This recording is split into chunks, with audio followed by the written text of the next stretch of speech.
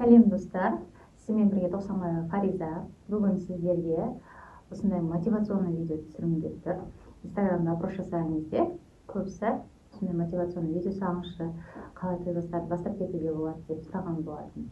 Ендеше сол туралы айтатын боламын. Бүгінгі тақырып қалай той бастар жасап доходымызды көбейтуге болады. Сол туралы айтатын боламын. Өзімнің лайфхактарыммен, кеңестеріммен, 2 жылдық опытыммен бөлісетін боламын. Қалай мен 3000 теңгеден 300 000 теңгеге дейін доходымды өсірдім, соны қозғап айтамын сіздерге. Ендеше менімен бірге болыңыздар, бастаймыз. Қараңыздар, сіздер обязательно дәптермен ручка алып алыңыздар. Бәрін өткенін жазып қойғанмын, сіздер бәрін жазып алыңыздар. Өте керек нәрселер айтамын қазір. Бастайық. Ең бірінші доходты көбейту үшін, той бастармен айналысып жүрсіз сіз, например. Енді доходты көбейту үшін обязательно ай сайын мақсат қоясыз. Жазып қоясыз дәптеріңізге, блокнотыңызға. Мен осы айда, например, шілде айы басталды ғой. Шілде айында 50 000 теңге табамын. Болмаса 100 000 теңге табамын. Я өзіңіз білесіз, 150 000, 200 000 теңге табамын деп жазып қоясыз. Сосын одан стрелка жібересіз. Ол үшін мен не істеуім керек? 50 000 теңге табам деп просто жазып қойып болмайды. Обязательно мен не істеуім керек 50 000 теңге табу үшін деп жазасыз, стрелка жібересіз. Ең бірінші, движущая ол біздің реклама ғой. Движущая сила деп айтады ғой, реклама. Обязательно реклама. Таргет жіберіп алады қазір көбісі, болмаса ютубта бар, телефонмен де жіберуге болады. Таргет жіберсеңіз болады. Ең бірінші таргет жібересіз. Одан клиент келеді обязательно. Одан кейін жергілікті пабликтар болады. Например, OLX, Шымкент, білмеймін тағы. Сұрақ-жауап деген сияқты көп қой қазір. Реклама, Шымкент деген сияқты өздеріңіз білетін шығарсыз, жергілікті реклама. Сондай пабликтар болады. Даже WhatsApp-та группалар болады. OLX бірдеңе деген білмеймін ондайларды. Сондайларға тоже реклама беру керек обязательно. Аптасына 1 рет берсеңіз болады. Или 2 күнге 1 рет берсеңіз болады. Өзіңіз көресіз, бақылап. Қалай тиімді екен, ақшалай да қалай тиімді, клиент қалай келеді, соған да байланысты. Екінші обязательно күнделікті пост салып, сторис салып отырасыздар. Аптасына 1 рет пост салам, аптасына 1 рет сторис салам деген болмайды.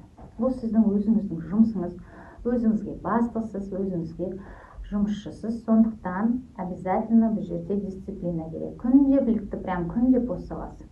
Бізде осындай той бастар жасаймын, осындай деп той бастарды салып қоясыз. Хотя бы күніне 1 пост салсаңыз болады жеткілікті. Сторис тоже 1-2 сторис салып қойсаңыз болады. Осындай заказ жасадым, или осындай жасай аламын деген сияқты. Или өзіңізді түсіріп салсаңыз болады сториске, без разницы. Сосын айта кететін осы жерде бір кеңесім бар. Обязательно мен сіздерге айтатын, жұмыс парақша бөлек болсын, өзіңіздің личный парақшаңыз бөлек болсын. Болады кейбірлер, той бастап кетеді ғой, сосын өзінің личный парақшасына жалғастырып кете береді. Өзінің жаңағы семейный суреттері болады, Қапшағайда демалып жүрген, басқа жақта кафеде шай ішіп отырған, сосын барады тарс кетеді да, той бастардың суретін салады да, той бастары заказ аламыз, араластырып жібереді. Өзінің семьясымен сөйтіп сторис салып сөйтіп кетеді. Олай мен ойлаймын, керек емес олай жасау. Жұмыс парақша обязательно бөлек болған дұрыс деп ойлаймын. Сосын парақшаңызды обязательно дұрыстап сәндеңіз. Обязательно WhatsApp-қа ссылка қойыңыз. Ол туралы ютубта видео көп. Обязательно WhatsApp-қа ссылка қою керек. Өткен клиент келеді, сізге парақшаңызға реклама бердіңіз дейді. Клиент келді. Парақшаңыздан бір бомбонерканы ұнатты, енді заказ берейік десе, WhatsApp-қа ссылка жоқ. Ал ол сіздің номеріңізді сақтап отырғысы келмейді клиент. Барады да басқа бір парақша тауып алады. Соған WhatsApp ссылкасы тұрса, автоматически кіреді, сразу жазады. Адамдар қазір банша айтқанда жалқау десе де болады. WhatsApp-та ссылка қоямыз, үйреніп қаламыз, автоматически басып, WhatsApp-қа өтіп, клиентпен жаңағы тапсырыс алушымен сөйтіп жазсамыз. Обязательно соларды ескереміз. Сосын ең үшінші, тоже маңызды кеңес хэштег қою. Обязательно хэштегтер жұмыс істейді, проверено. Мен хэштегтен көп клиенттерім келеді. Обязательно хэштег қоямыз. Любой посттың астына хэштег.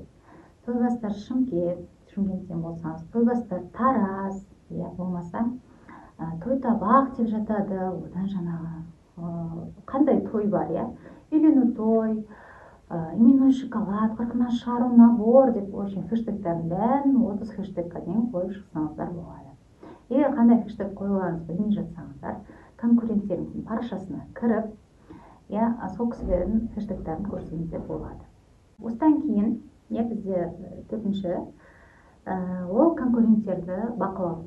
Айына бір рет обязательно анализ жасаңыздар, конкуренттеріңізді теріп, поискқа, тәуелсіздер Шымкентте тересіздер, конкуренттеріңізді қарап шығасыздар.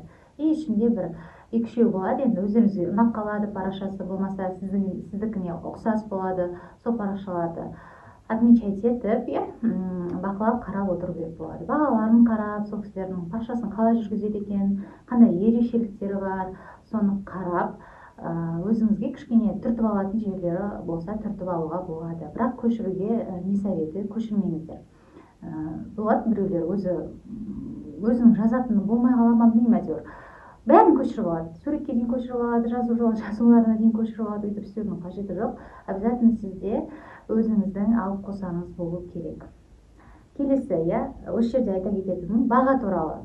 Баға бәрімізде егер бірдей баға болатын болса, ешкімде клиент аз болмайды, ешкімде клиент көп болмайды, бәрінде бірдей болады. Қазір көбісі енді бастап жатқан қыздар 120 теңгеге, 150 теңгеге жасап жатады. Тойбастар сөзі ішің ашиды прям. Қалай ол деп, ақшасын ақтамай, жұмысын ақтамай, ол білмеймін енді. Еңбек қой, ол қағазды қию, оны жабыстыру деген адамды былайша айтқанда, шаршататын жұмыс.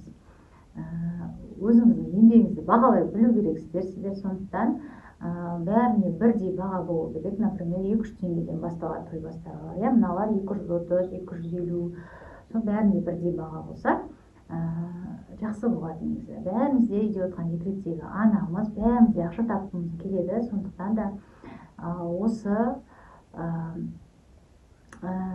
ситуация деймін ба, осы баға туралы ситуацияны ескере отырыңыздар. Никогда төмендетпеңіздер. Рыноктағы бағамен бірдей болу керек, орташа баға болу керек. Келесі, одан кейін келесі, акция, скидка жасап тұрасыздар. Ең бастап жатқан кезде, например, бағаны арзандатпай, 150 теңге демей, бәрімен бірдей қылып, просто акция жасап тұрсаңыз болады. Например, мен енді бастаған кезде клиенттерді шақыру үшін 5000-нан жоғары заказ берсеңіз, метрика в подарок дейтінмін. Метрика без рамки, просто қағазға шығарған метрика, оған 100 теңгеге де дайын етсе. Соны шығарып, орап, лентаға байлап, в подарок деп салып жіберетін клиент мәз болып қалатын. Сөйтіп істесеңіз де болады, календарь берсеңіз де болады. Или келесі заказға скидка, 2000 теңге скидка, или 50 данадан асса скидка деген сияқты сондай акциялар, скидкалар жариялап отырсаңыздар болады. Тоже клиент шақырып, клиент ұстап қалу үшін. Енді одан кейінгі кеңес, например, бұл 50 мың табу үшін осындай лайфхактар, кеңестермен бөлістім. Енді 50 мыңға жетті дейді, осы айда 50 мың таптыңыз дейсіз. 50 мыңда енді не істейміз? Бәрін құртып, үйге зат алып, үйтіп тастауға болмайды, никак.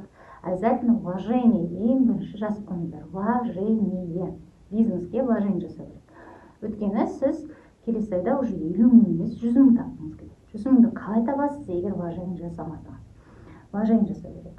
Например, каналдар сатып алу, ең кішкентайынан бастайын. Қазір не көп?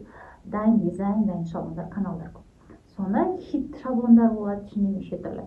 Болмаса баннер болады, болмаса видео шақыру болады, болмаса электронды шақыру болады. Соларды біртіндеп, жаймен 2000 теңге болсын, 3000 теңге болсын, жаймен сатып ала бересіздер. Акция болғанда сатып алсаңыздар, вообще тиімді болады. Сөйтіп клиенттерге новый вид тойбастар ұсынасыздар, сосын видео шақыру жасаймын мен уже дейсіздер, клиенттерге электронды шақыру жасаймын дейсіздер. Сөйтіп өзіңіздің ассортиментті көбейте бересіздер. Болмаса біреу баннермен айналысқысы келеді, баннер алып қоссаңыздар болады, баннер каналын сатып алсаңыздар болады, стойка алып алсаңыздар болады. Енді ол қаражатқа байланысты. Обязательно жаңа 50 мың теңгенің 10-15 мыңын солай вложениеға құю керек. Міндетті түрде жазып алыңыздар. Енді екінші, одан кейін вложениеден кейін екінші этап, обязательно ол өзіңізге сыйлық жасау. Біз әйел адамыз ғой, біз сыйлық жақсы көреміз өзімізге, подарок алғанды жақсы көреміз. Тем более өзіміз еңбектеніп, өзіміз тапқан ақшамызға біз міндетті түрде өзімізге сыйлық жасауымыз керек. Өйткені мотивацияңыз одан сайын өсетін болады. Мен өзім ақшама, например, көйлекті алдым, келесі айда мен тағы бірдеңе алғым келеді, сумка алғым келеді деген сияқты. Одан сайын күшті қылып жұмыс істейтін боласыз. сол обязательно ұмытпаңыздар. 5-10 мың теңгесіне өздеріңізге подарок жасаңыздар. Күйеуіңіз емес, балаңыз емес, тек қана өзіңізге. Күйеу, бала потом, соңында. Сол. Барлығы кеңестерім, лайфхактарым осы. Сіздерге пайдалы болды деп ойлаймын, жазып алды деп ойлаймын, практикада қолданады деп ойлаймын. Менің каналыма тіркеліп қолдап қойыңыздар. Қош сау болыңыздар. Келесі кездескенше.